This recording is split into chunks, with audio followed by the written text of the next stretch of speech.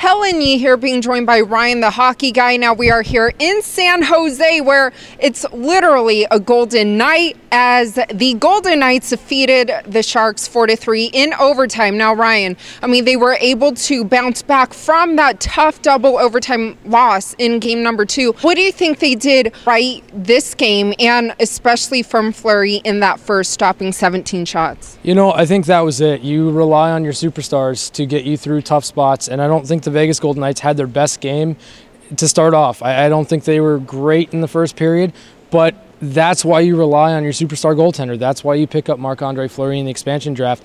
He is a game changer. If your team doesn't have it, he gives you enough time to figure out what you're doing wrong, to make adjustments in between the first and the second period. And that's what the Vegas Golden Knights did. They were able to make adjustments in the first intermission. They came out with a much better effort in the second period. They drew a couple of penalties, and that changed the momentum of the game. Now, like you said, with the momentum change, I think it was the back-to-back goals, right, in the second period. And how do you think that they kind of, took that momentum, even though San Jose, they scored at the very end of regulation to tie it? What do you think they did in overtime that, solidified their victory, aside from Wild Bill just being Wild Bill? I think that Vegas has been able to face adversity. They've faced adversity throughout the year, and when you're able to get 3 goals and change the momentum and swing the momentum in such a way that the Golden Knights did in the second period, you have to assume that at some point that's going to happen to you. You have to figure out a way to respond. And I think going into that intermission, going into overtime, I think the team really got together, really figured out what they need to do to come out here and win a game, and they won it in overtime. They relied again on Marc-Andre Fleury. There was a save that he made on Logan Couture that he probably had no business making. It was a fantastic glove save. It was one of those moments where you look back and you say, this is the momentum changer. When Marc-Andre Fleury made that save, it was almost as if you knew that Vegas was going to come back and win this game. Now, can you kind of elaborate on William Karlsson? Not only do we all know his incredible season, but it kind of rolled over into the postseason, and he's continuing to show that, hey, he is superstar material.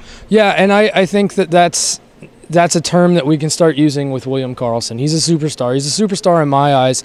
And, Gerard Gallant was very diplomatic when he was asked about it. Post-game, he said that he's got a lot of players that play really good hockey, and this is a team devoid of superstars, and that's fine. But William Karlsson is he's emerging as a superstar in this league. You don't score as many goals as he did in the regular season without being of that talent, of that caliber.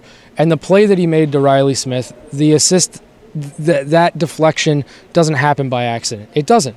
It just doesn't. And that's a great read by a great player at a very important time in the game.